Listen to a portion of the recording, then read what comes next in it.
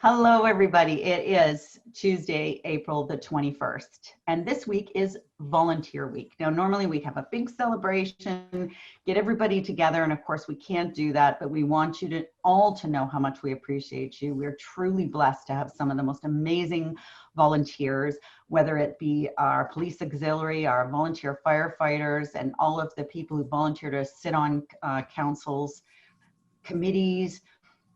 You give us your time, and I think time is the most precious thing that we all have, and for you to give it to us is really very special.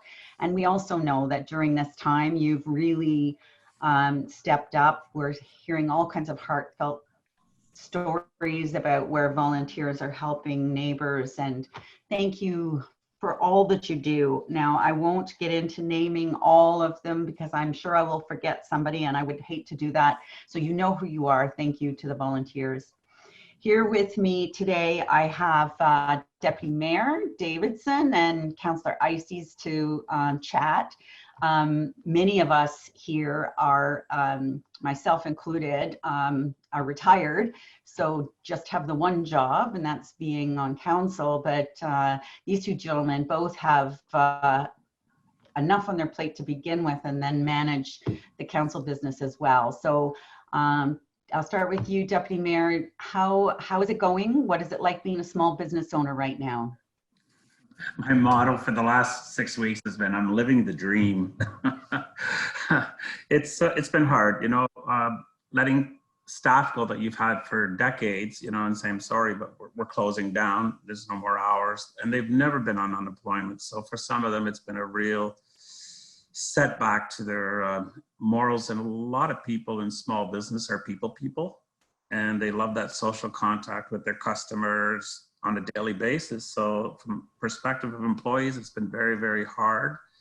And as for small businesses, people don't realize they're small. They don't have always the cash revenue and everything else in the bank to carry them through this. So they're struggling. And I'm going to ask the community to really look at these small little mom and pop places that are around town that we have so many of, from Cookstown to Lefroy, Guildford, all these little communities in Innisfil, including Big Bay Point. We really depend on the community to survive. So, and also I'm going to say, when this is over, and it's going to be over, there'll be a day when we can all sort of hug each other and talk again in person, close by. We're going to have to reboot these companies, and they're going to need that extra. And sometimes they're a little bit more expensive than the big guy, but at the same time, they're the ones who support the baseball team, the soccer team, the dance clubs. So it's those little businesses that have built this community that we're really going to have to ask for your help. That's how I feel about it right now. Thanks for that. That's an important message, Dan. And yeah, I think we are all going to have to remember that when we get past this, to make sure we do support the small businesses in town. Kevin Eisses is also here. Councillor Eisses, first-term councillor in Ward 1. And so tell me what's going on in Ward 1, Kevin, and how is it running a farm right now? Thanks, Mayor Dollin. I get asked often, you know, what's different for you on the farm, but you know, as a lot of farms are in Ward 1, and Ward 1 is a really strong part of Innisfil. There's lots of great community endeavors that are, you know, people are trying to help each other out. There's some people that I just like to mention. Troy Scott in Stroud Foodland, he's been delivering hand sanitizers to the Innisfil and Barrie. Emergency services.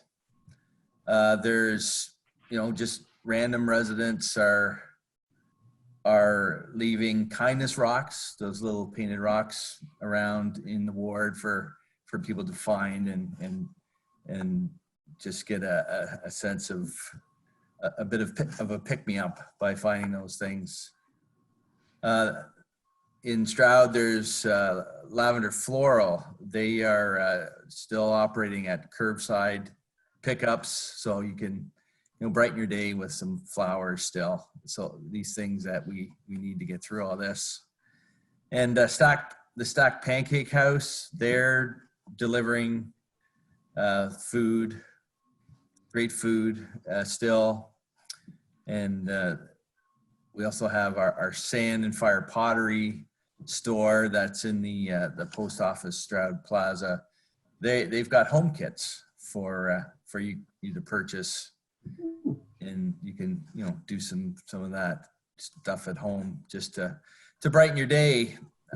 So those are the businesses in my ward that I'm sure there's others as well that, as our community strives to lift each other up.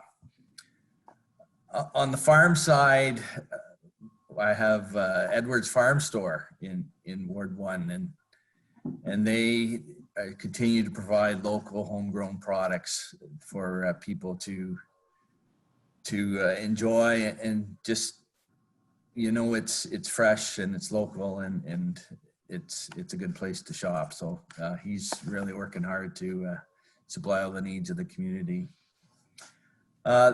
Then on the farming end, we're just preparing to get our spring planting done. But every sector has their challenges in this new situation. I know the vegetable farmers, our onion farmers in Innisfil, they rely on migrant workers, and they're being delayed. And when they do get here, they have to be quarantined for a couple of weeks. So that puts a hiccup in your plans, and Mother Nature doesn't stop. I know it doesn't feel like it yet, but very soon the weather will be better, and things will be growing, and it'll be time to get some work in the fields done. Some of the other sectors are struggling in agriculture as well. We haven't had to dump our milk on the dairy farm, but I know other producers have. The processing plants are short of staff because of COVID, and they just can't handle the milk at this time. So those are kind of the challenges that we see on the farm. Thanks so much, Councillor. And that reminds us too that even though our roads aren't as busy right now, there will be full of farm machinery fairly soon. So please pack your patience, drive carefully. Thank you, gentlemen, for being here today. Thank you, Innisfil. Stay strong. We're all in this together, and we'll talk tomorrow.